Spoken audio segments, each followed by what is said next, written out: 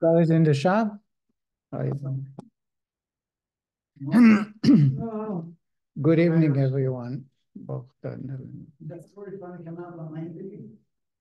That's why. So far, we have studied in chapter 18. Oh, here we have people joining us.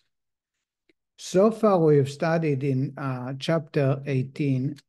The rabbi asked 4 questions in chapter 18. The first one, the question was, here are the 4 questions. The first one is, what is the root of this love?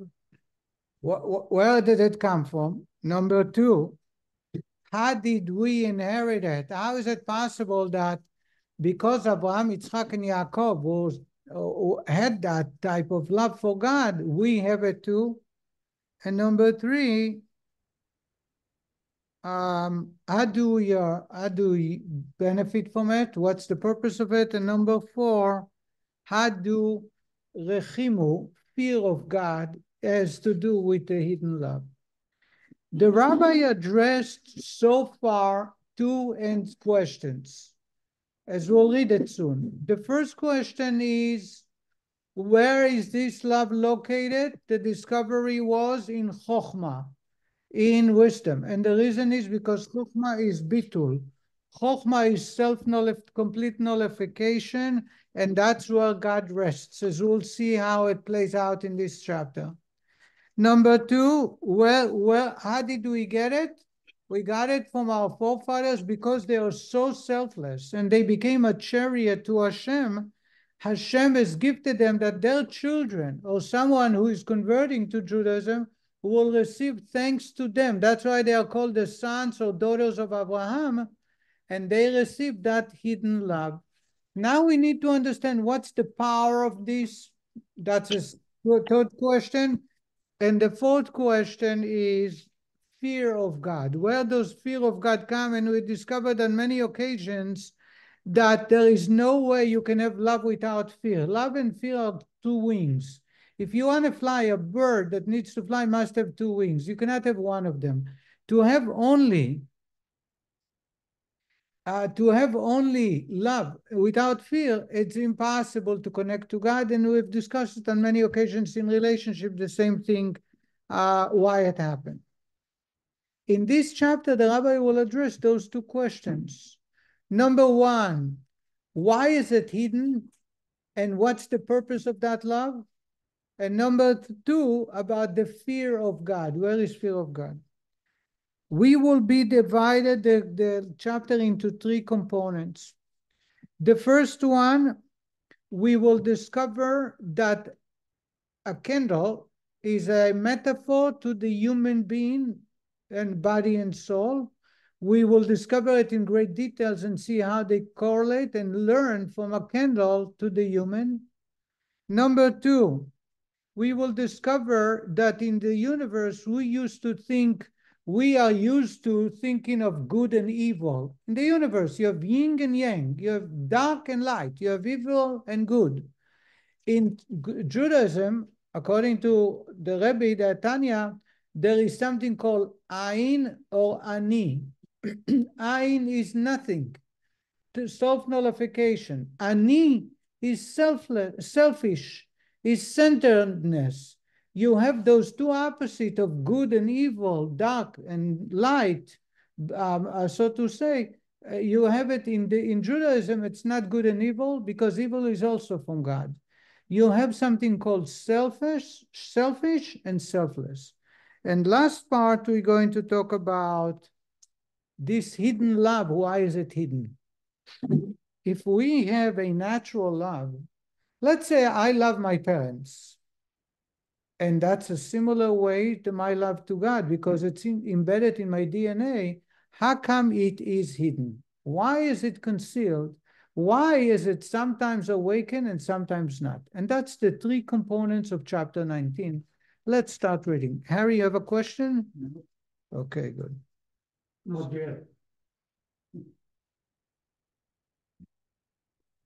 So we are on page 265. Here's the introduction of Rabbi Weinberg. before we read the chapter. In previous chapter, chapter 18, the Alter Rebbe began to discuss the hidden love of God inherent in every Jew, by virtue of which it is indeed very near to us to fulfill all the commandments out of spirit of love and awe of God. It is the rabbi in chapter 18 explaining that when God says it is very near, ki karov elecha adavar me'od, very near, is because we have the hidden love. Without the hidden love, it wouldn't be so close to serve God. Serving God, obeying God's commandments is very near to us. Why? Because we have a hidden love. So that hidden love is the reason it's so close. He stated that this love originates in the divine soul's faculty of Chokhmah. We also discover in chapter 18 that Chokhmah in the brains is the housing for that hidden love, where the light of the Ein Sof is vested, where godliness is there, and that it is this love which causes every Jew to choose death rather than repudiate his faith in God.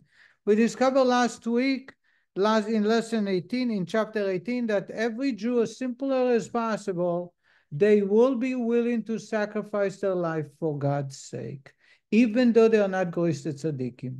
Last week I shared with you Yosele, the Holy Ganav, and someone can ask, he refused to worship idols, to convert. It is the second commandment, thou shalt not worship any other gods.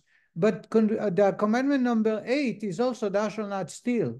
It's the same 10 commandments. Yet stealing was a way of making a life for him, a living for him. He was stealing day in, day out. Yet when it comes to worshiping idols, he did not want to cross the line.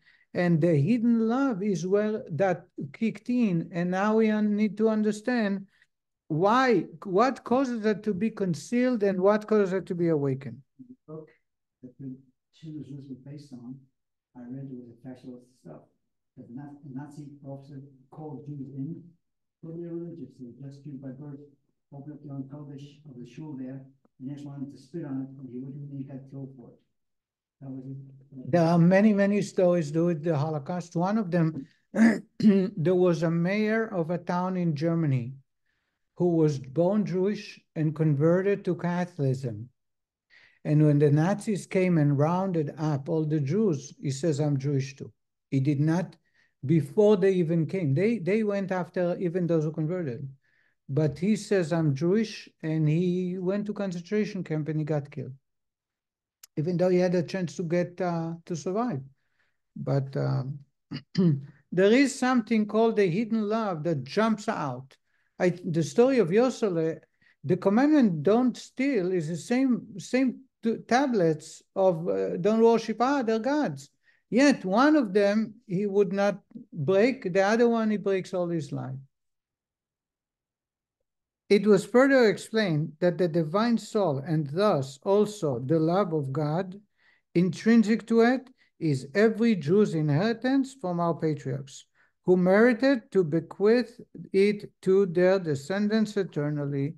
We also discovered that this is a gift because our forefathers, Abraham, Isaac, and Yaakov, was chariots to God, and God gave to all their children in the future generations that gift. And in that way, this is what defines the Jew versus the rest of the universe. Thus, of the 4 questions raised in the previous chapter concerning the hidden love, 2 have been answered. 2 questions we answered. Number 1, what is the root of this love? The root of this love is in Chachma, and Chachma is the source of Ein Sof, because Chachma is bitul, is nullification. 2, how did we come to inherit it? And the answer is we inherited it from our forefathers, Abraham, Isaac, and Yaakov. They were so powerful in their service of God that God granted it for all their generations. In other words, God have changed the DNA of a Jewish person to have one more component that's unique to a Jew. So these are the 2 questions. It comes, the root is in the Chokhmah, and B, it came to us because an inheritance. An inheritance means you don't have to earn it. It's there, it's built in. Just like the blue eyes or the skin has nothing to do with my investments. Yes, Herman. How do you explain how takes place in the place of converts. So they don't inherit anything. when a person converts, they receive that gift directly from Abraham. Do they? Yes. That's why they are called the sons of Abraham. When we call them to the Torah or at their headstone after their life, they are connected to Abraham, our forefather. Does it help you? Yes. That's why if it's not a true conversion, it's fake. Because they may be keeping Shabbos. They may speak Hebrew, but they don't have that component received. So I can love somebody. People ask me to convert. I get these requests every week. I get teenagers. I get this. Recently, I had a guy. He's a bunch of kids. I'm not going to say how many because probably you're going to see him soon around. And they want to convert. They really want to convert. And they feel that if they give money or they convince me, I'll be kind to them and do. And I say to them, if I do it the way you want it to be done, it has no value. It doesn't make you Jewish because that DNA does not arrive unless the person is truly committed the way God wants. If you don't do the way God wants, but you do the way you want, you didn't get God involved. If you didn't get God involved, you don't get the DNA. So what criteria do you use when the person wants to convert? Shabbos? No, the Rambam writes the law of conversion, and therefore we follow Rambam. My father, my grandfather, my great-grandfather, you parents, grandparents, great-great-grandparents, all follow the same rules. They've not changed. The rules are to accept the entire Torah without deviating not one iota. As soon as someone is refusing to accept one iota of the Torah, I can show it to you in the text, they will not be converted. So if I am willing to do it because I'm giving them a break, because I'm hoping in the future, it did not get that DNA. The DNA component comes from God. And today somehow it's so easy to explain. If I want to establish a connection with a computer program, the one who writes the code tells you that you have to type in certain words or text. And by the way, the whole program of computer is zeros and one. It's 2 characters, just the order, right? 11000110. It's 2 digits. But yet, if you change one code, if I take, on the website, you can see the code of every page. You go there and you erase one number, or you add 1 digit. It's all gibberish. There is no pictures. There is nothing. It shows today we live, by the way we live in the superhighway of technology. We see how crucial it is to go by the exact way of the creators. If I want to benefit from a computer very well, I must follow the instructions. When I used to buy a computer or a tape recorder, you can always fiddle with it and make it work differently. You make the tape recorder record 2 tapes. You can add, you can duct tape, you can do stuff. It's mechanics. A camera, the same story. You can add, instead of a flash, you can add 4 flashes. You can add, remember the flash that has 4? You can do all kinds of stuff. In high tech, it's digits, it's numbers. If you mess up, if you're missing one number, you're gone. It's over. Same as passwords. The same thing. So when it comes to conversion, it's creating a new person, a new makeup of a person. You cannot deviate. So it's very easy. I have Rahmanas. I have mercy. I see some people. We are dealing now with a group of people, and it's very, very painful because they are so honest about their behavior, and they are actually following the Torah and mitzvot. But unless they do everything and accept everything without getting into the details, I said, I'm willing to, my heart goes out to you. I'll give you the shirt of my back. But if I go and convert you, if I help with the conversion, it's not going to hold. It's not going to happen because you need to have the DNA. Yes, somebody, Herman, you raise your hand?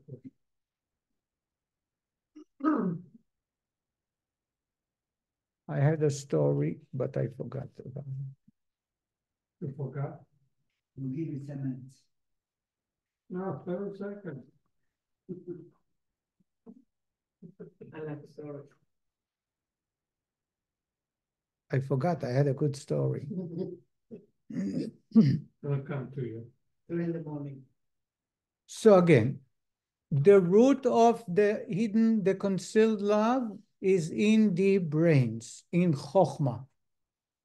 The reason we inherited it is because of our forefathers. As children, or someone who converts according to Jewish law. There are two questions that remain. There are two more questions that the rabbi will address now. Number one, what is the nature of this love? That is, what does it strive for? That hidden love is there for a purpose. What's the purpose of that hidden love? And number two, how is fear of God incorporated in it? They will be dealt to it in this chapter. Fear of love, fear of God is a must. It's a prerequisite. When I get married and I am connecting and I want to have a good life with my spouse, I must have love and fear. I cannot just fall in love. If I fall in love and I show it you a million times, it will not exist. There has to be a respect. I have to respect my spouse, and therefore I'll be there on time, and therefore I do my part, and therefore I am there to please. If it's all about love, I love you, then it will hurt the partner, and it will cause the break of the marriage. This is very obvious. So therefore, and this is a reflection of the way between us and God. You cannot just, I love God, and therefore I'm going to talk about God. It's not going to help. There has to be respect for God, which is also obeying God's commandments. And therefore, if I have a hidden love, the question is, how does hidden love is responsible for fear of God or respecting God? Where does that come from? This is the second question. So I want to share with you a little bit about flame and a candle. I want to talk a little bit. What? Candle and a flame. Because by sharing it with you beforehand, we'll be able to read and understand it very well. I believe so. So I'm going to start with a story. There was a Jewish person who served 5 prime ministers of Israel. His name is Yehuda Avner. Yehuda Avner was visited this town, and he served. He was a deputy to the prime minister from Ben Gurion, Golda Meir, and then he went on to Begin, Shamir, and Rabin. Really, and many times he would be the one to deliver messages to the Rebbe. He says, and you can hear him speak. He spoke in public, and that the following that I share is a story that was repeated many times, but I think it's very powerful. One time he came as on behalf of one of the prime ministers, and he spent in the Rebbe's room for 2 to 3 hours. This was already 3 o'clock in the morning. And before he was done, he turned to the Rebbe and he says, Rebbe, can you tell me what's the role of a Rebbe? What is your role? And the Rebbe says to him, every Jew is like a flame, like a candle. And my job is like a lamplighter to ignite the fire in every Jew. So the Rebbe, so this Yehuda Avner, this man turned to the Rebbe and he says, did the Rebbe kindle my flame? He's asking. And the Rebbe said to him, no, I gave you a match. Your job is to ignite the flame. In other words, the Rebbe's job was to give you a match by which you are able to strike and have the flame lighting up and warming the room. and nobody else will do it for you. What is so unique? What is unique to a flame, to fire? So the following is a culmination of many, many sources. The Rebbe is not going to talk about all the sources, but I think it's very, very powerful. Number one, a flame is the most spiritual power that exists in this universe. When God created the universe, he divided the universe into 4 general categories. There are many other categories, but in general, they are the foundation of the universe. The first start, water. Water was the basis of everything. Above water was earth. We discussed them in chapter 1 about the source of pleasure and the source of hotness, but it's important to share it, to go over it for flame. Water is everything. Earth is sitting on top of the water. Above water, I'm sorry, earth. Above earth comes wind, air. And above air is fire. Fire is the most spiritual aspect you can find. That's why it has no weight. And that's why it's all about quality. How many flames can I ignite from one match? Endless. Does it diminish?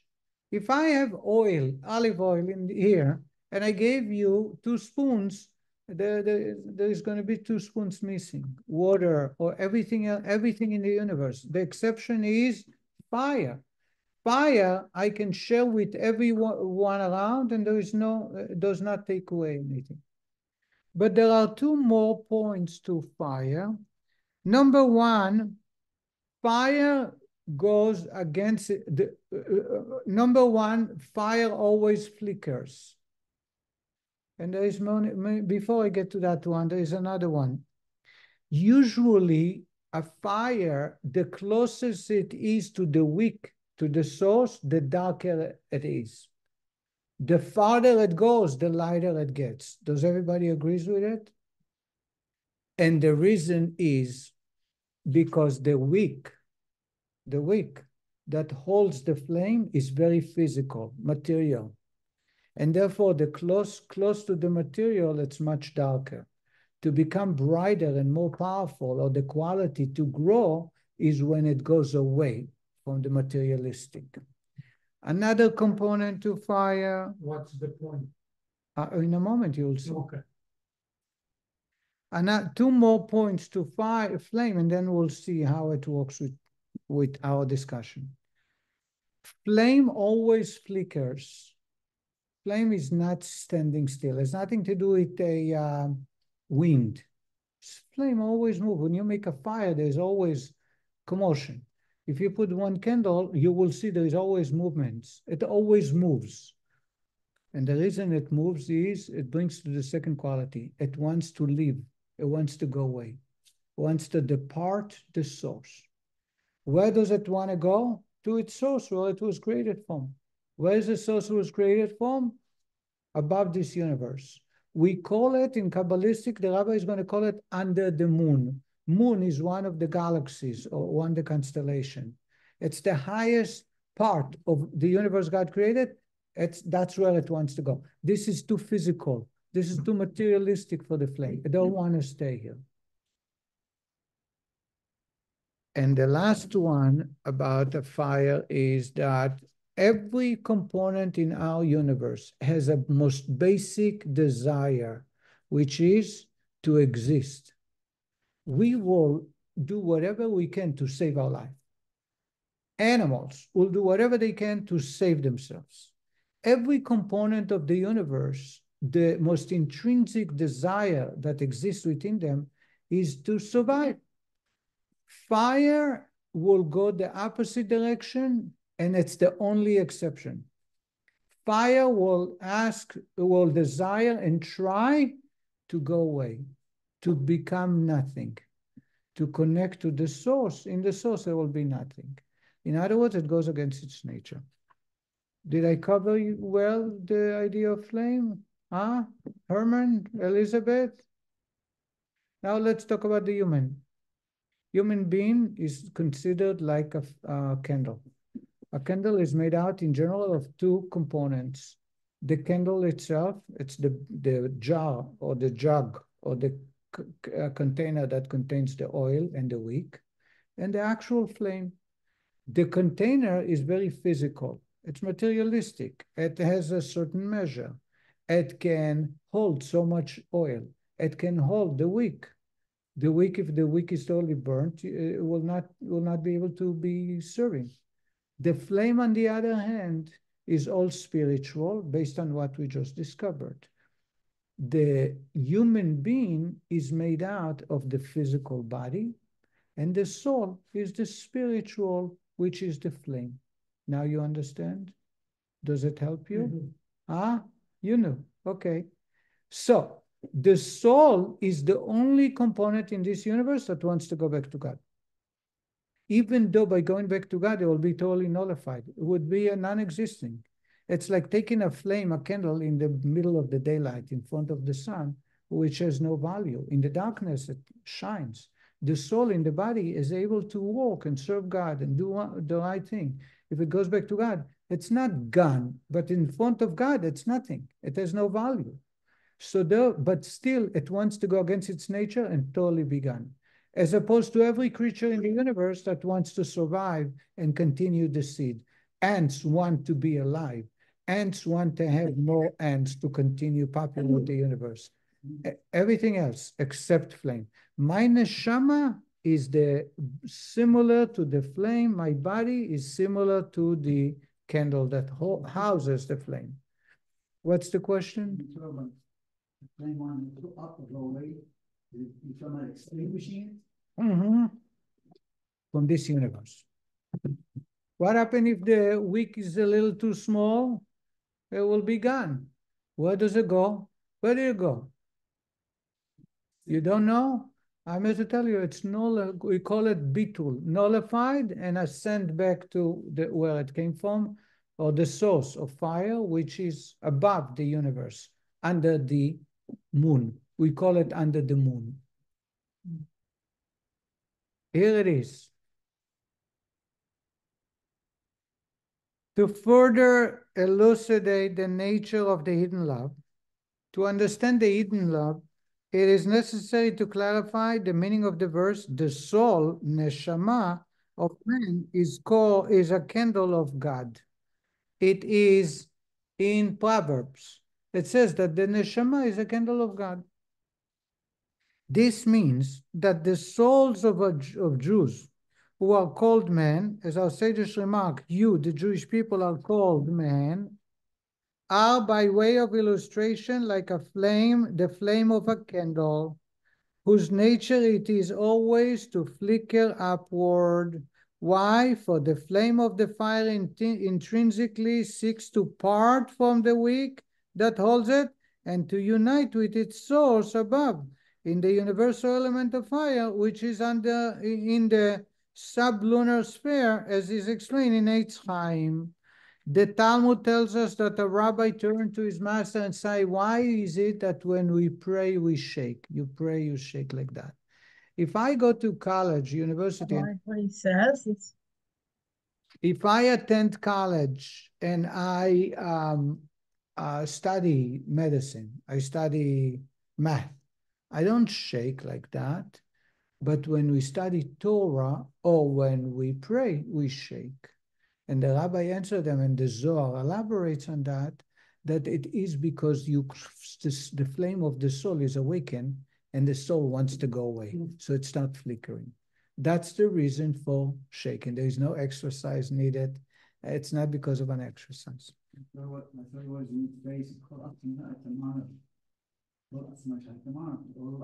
of us. All our bonds should be included in connecting to God. Correct. But I'm sharing with you what the Zohar said and what the Gemara says, an answer to a rabbi. Okay?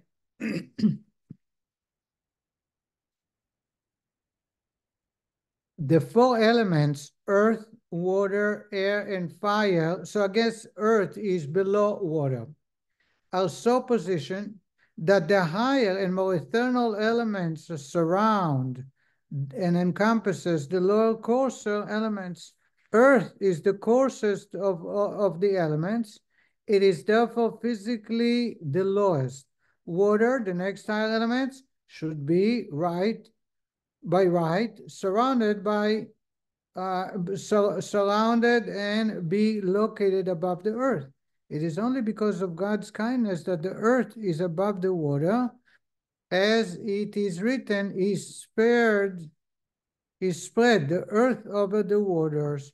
In other words, the water should be above the earth. The way our life, the way the earth is sitting on top of water is only because of God's kindness. He placed the earth above water, but earth should be below the water. The elements of air is higher than water and therefore surrounds it. Fire, the highest element, surrounds the entire atmosphere and is found in the sublunar sphere.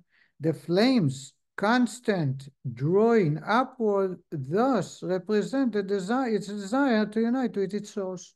So again, just as I shared with you, you have earth, water, air, fire. Fire is above. A flame represents fire. Therefore, the flame wants to go to that spot, wants to connect, even though at the cost of their, so to say, existence. And they don't mind, they are the only exception in our universe. Although thereby, by parting from the weak and becoming part of its source, it would be extinguished and would emit no light at all here below. Also above, in its source, its identity would be lost within that of its source. In other words, the Rabbi says, what do you mean you want to go back to your source? You're going to your source, you cannot provide light here, so you're not serving any good. You go back to your source over there, you have no job, because the power of the source is so much more that the light has no value. It will not do any good. Yet, against its very existence, you don't mind to be totally gone. That is, it would cease to be a luminary, for since a candle is ineffective in illuminating its environment when surrounded by the overwhelmingly greater brilliance of daylight, surely within the elements of fire itself, its identity is completely nullified. The flames striving to unite with its source cannot therefore be construed as seeking a higher form of existence. Furthermore, this desire for unification with its source, which can be achieved only through self-annihilation, defies the axiom that every existing being desires its continued existence. Logically, then, the flame ought not to draw upward to its source. In other sense, if you want to draw upwards to your source, it means you'll get lost. You'll cease from serving or existing in any way, shape, or form, because here you don't want to be. You want to go to your source. In your source, the light is so bright, the source is so much greater, there's no value. So therefore, it will have no purpose. And in addition, not being of service of any good, every other creation, every other creature in our universe has a desire to exist, to survive. Flame is the only one who has no desire to survive, because by going back to its source, it will be not around. Yes.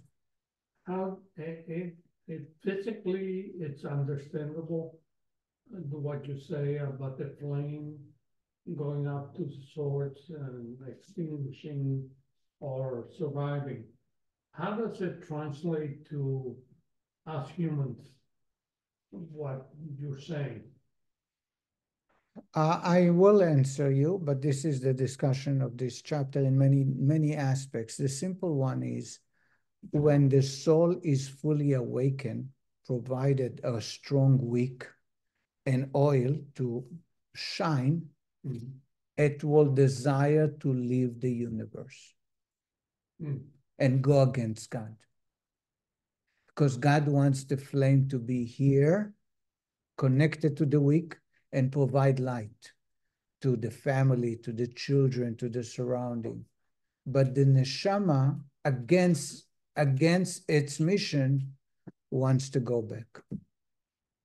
That is a grave sin. According to many commentators, Nadav and Avihu, the 8th day of dedication of the Holy Tabernacle, the temple, they died because their flame became so powerful that it consumed them. It says that they got consumed. What do you mean they got consumed? This is exactly. The flame became so powerful that it left the weak. There are many, many stories of rabbis.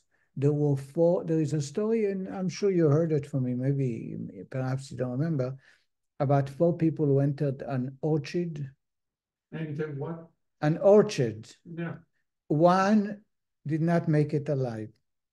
The other one became a heretic, Elisha ben Avuya.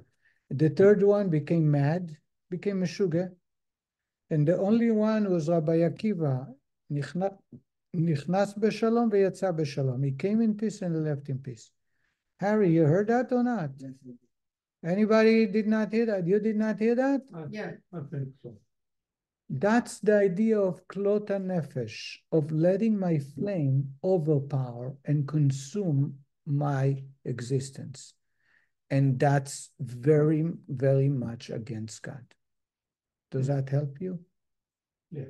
So the idea is that we need to fan the flame, shake, fan the flame, make the flame be powerful, to be selfless, to be more spiritual. Remember, I told you that the flame closer to the wick is much darker.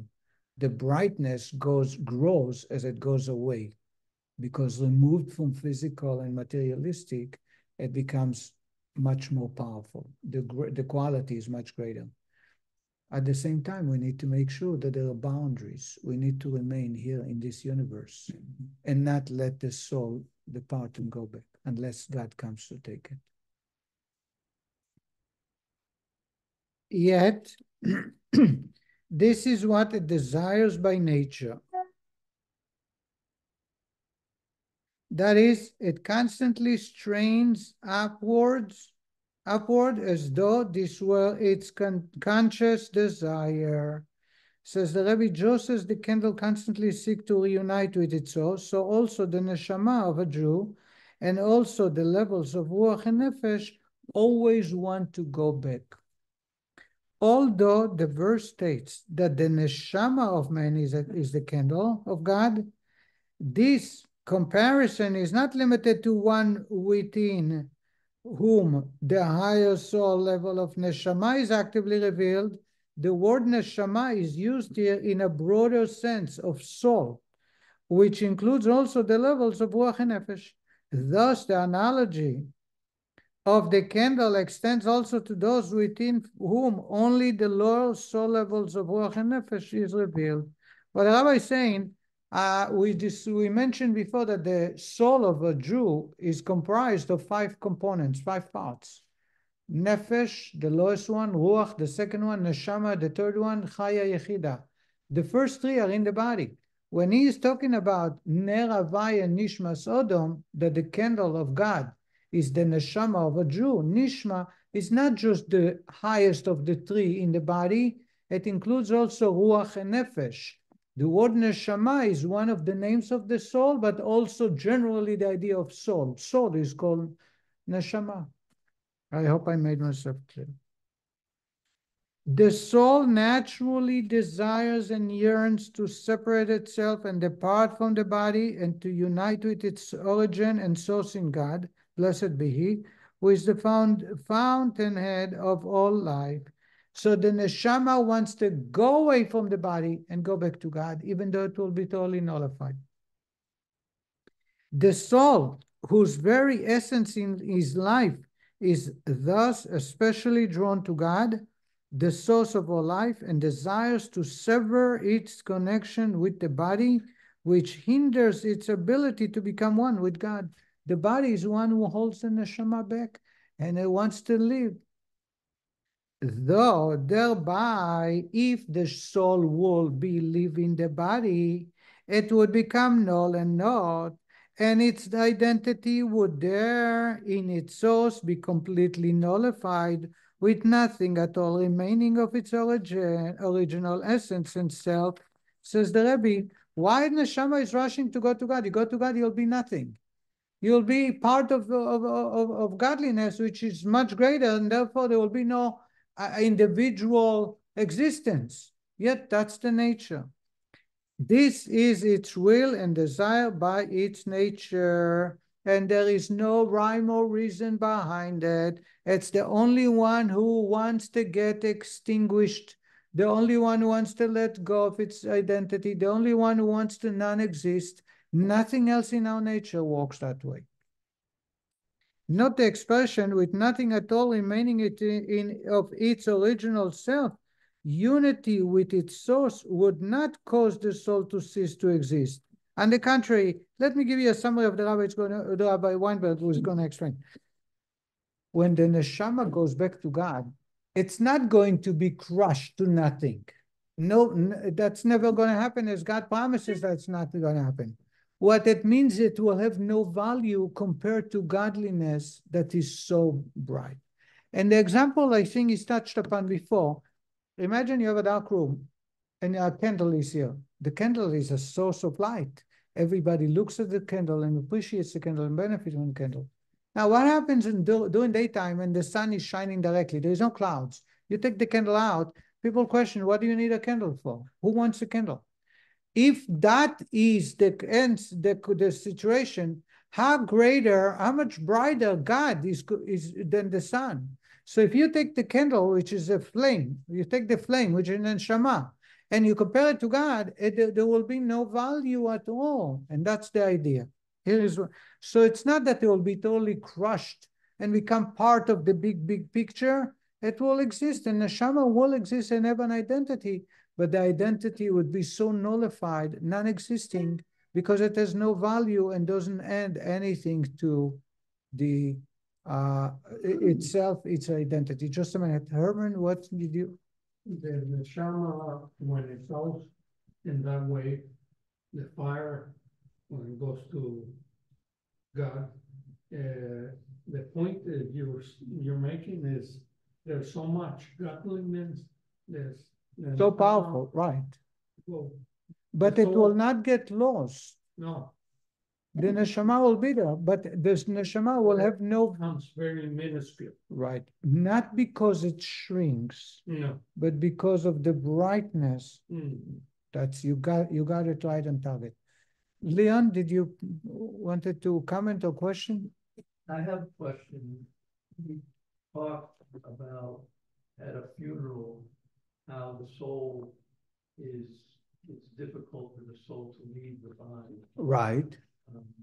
In my mind, it seems like a contradiction. It seems like a contradiction. Just curious if there's that, but what it is. Leon, you are, I'm so impressed with this question. Thank you so much, because it's a very powerful question that deserves a good answer. Leon is asking, I want to repeat Leon's question.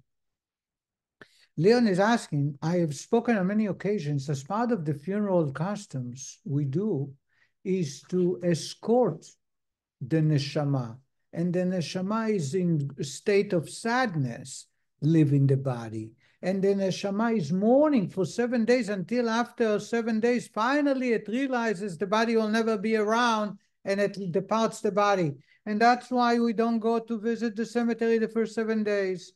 And that's why there is a point the neshama is running, is next to the grave for the first 7 days. And after that, it runs from the grave to the house. And that's why we have a period of 11 months, because it's very close and is still very depressed or very upset or very sad about not having the body. That's your question. And here we talk about the exact opposite. It's like a flame that's rushing, going up. Before I address this question, and I think I cannot thank you enough for bringing this question. You know, anytime somebody dies, what do we do the first thing? Huh? Clean the body. No, we do all of that. The first thing is we light a candle. Isn't it after the funeral? No. Immediately? Immediately. In fact, when a person dies, they lie him on the floor, not on a bed. That's a Jewish tradition. That's the way I was raised. And the first thing is they put a candle next to his head. And then they try to make sure there is a candle around him. It's not about to consume all the, somebody once told me about bed odor. It's not true. It's nothing to do with that. And I'll answer. But the reason that candle is we like it. We light a candle as soon as the person dies.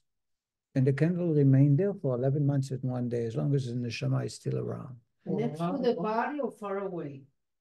You can, I should tell you, in Jewish cemeteries, you go back in New York by the Ohel, you will see for the first year, they will have a flame, a candle in the grave. On their grave, they built in a place to put candles. Did anybody seen that? Yes.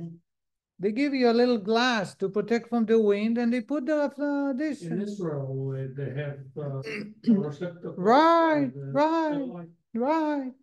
So now let me address, by the way, so the reason is because the flame, the neshama is the flame. That's why you want to light a candle. There's no blessing. It's not a mitzvah. It's because the neshama reflects or symbolizes the soul. And therefore you put a candle to remind us that the human is about the soul and the soul is still around. My answer to you, Leon, is that's the distinction, the difference between holy people and the rest of the universe. What we're speaking about, the neshama desires to leave the body, I don't think that you have experienced that desire yet. Have you ever experienced that? I don't think.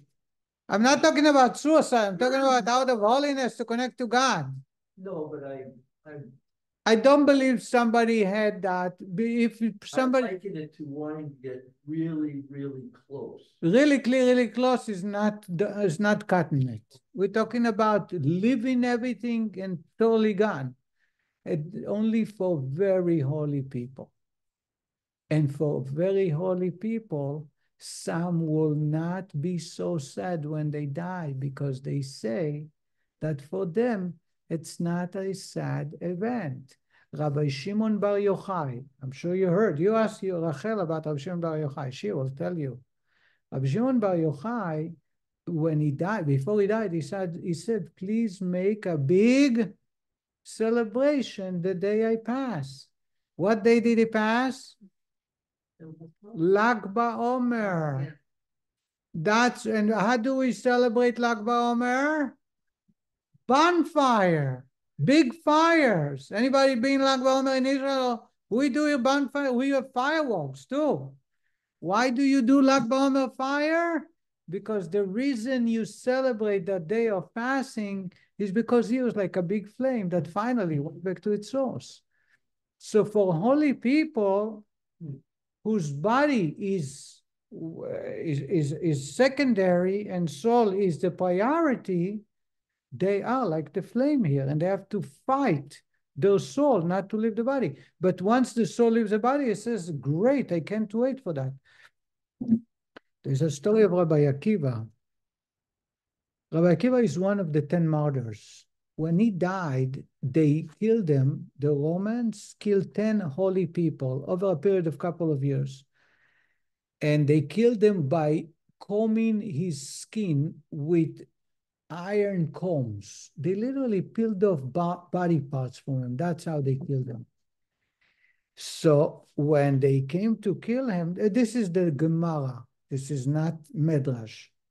When they came to destroy him, to kill him, he was jumping from joy. He was celebrating. So his students who accompanied them and says to him, Rabbi, how much? You know, your life is ending. By the way, Rabbi Akiva lived to be 120 years. And he was healthy as 20 years old. By the time he was 120. So he says to them, all my life I was waiting for the moment to sanctify God. And it came to me an opportunity. Shouldn't I be happy? So they said to him, Ad kan, but meaning, but don't express yourself with so much joy. After all, You're going to go through a lot of pain and suffering, and you're going to die. And he says to them, to me, this is the greatest blessing. The Hasidic interpretation to the story is that he was a flame that couldn't wait to leave the wick, to go back to its source. But that flame provides so much warmth and light to the surrounding, to the student. He had 24,000 students. He is the chain of the oral tradition. All the Mishnah and Gemara that we have is from the students of Rabbi Akiva. Rabbi Meir is one of his students. He's the one who codified the Mishnah. Rabbi Yehuda Anasi, who put it in writing, is a student of Rabbi Meir. So everything we have is from Rabbi Akiva. They wanted that flame to remain here in the universe and shine. He, on the other hand, couldn't wait to go up, and he felt he has an opportunity. He's not going to pass. So for holy people, the funeral is not a sad event. It's actually redemption. It's actually redeeming because the soul is able to go back in the right way when God comes finally to let them go. But for the rest of society, for the rest of us, it is a very sad experience. And that's why we do at the funeral all the customs. Do you understand that? Yes. I hope it clarifies the topic. What? This is a very good explanation.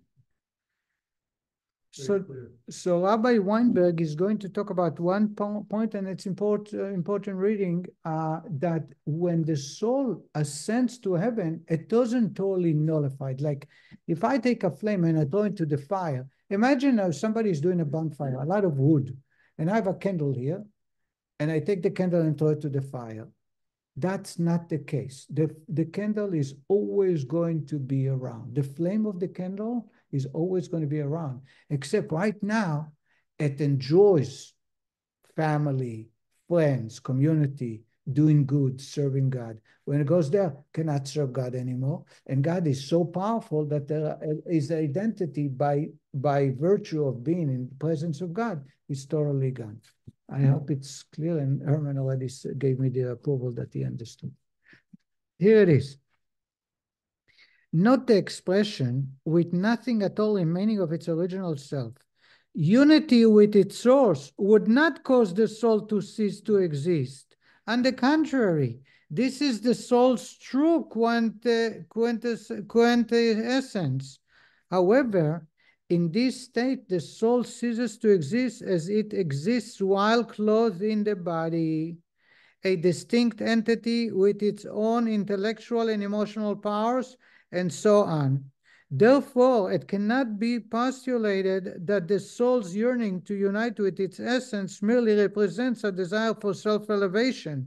For self-elevation is possible only where the original self remains. For example, a person may well strive to better himself, to become wiser, stronger, etc. But he cannot strive to become something which is not himself. For example, an angel. Why then should the soul desire to leave the body and unite with its source, since this union causes the cessation of its original self?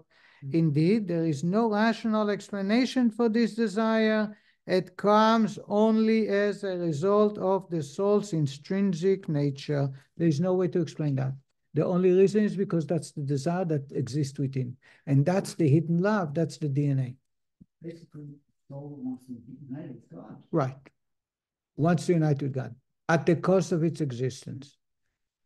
The term nature is usually used derogatorily in the sense that it denotes irrationality. Phenomena lacking any rational basis are usually described as nature. In our case, however, the term is used complementarily, as it describes the soul's supra-rational desire. This is the Alter Rebbe now goes on to say, we're going to go a little more. The Rabbi is saying that any time you cannot explain a system, you call it nature. Why is there lightning?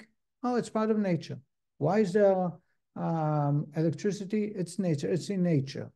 Why oil ignites and vinegar will extinguish? That's nature. It's part of nature's rules. What you do is you describe the rules, but you don't explain the rules. So anytime you cannot explain why the rules work the way they are, you use the word nature, right? Here, the nature of the soul denotes no rational explanation, and the rules of the soul are totally opposite of what the rules should be. In other words, it goes against its very rules of nature. Here it is. Says the Rebbe, nature is an applied term for anything that is not in the realm of reason and comprehension. When do you say that's nature? When you cannot explain me why. That's when you say it's nature.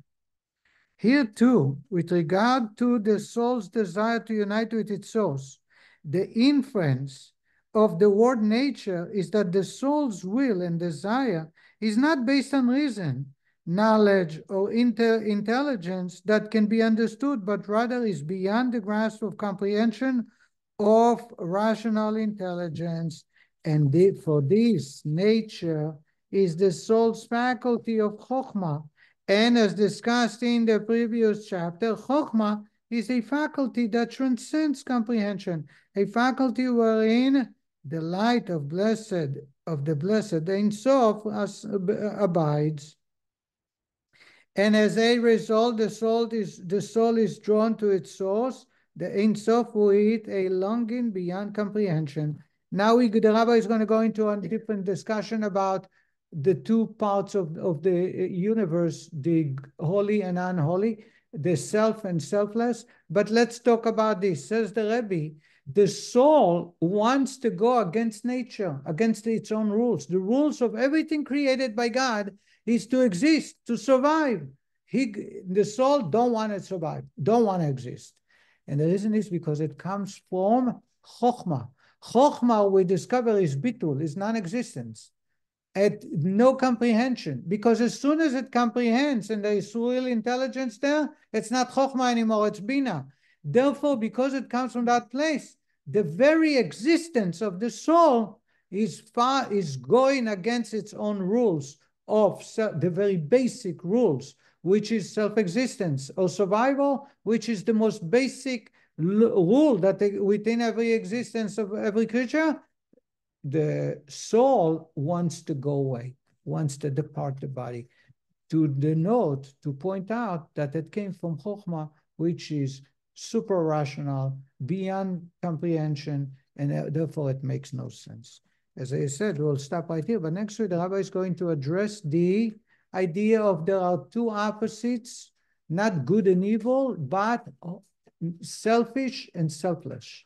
And these are the two opposites. One is part of God, the other is part of the opposite.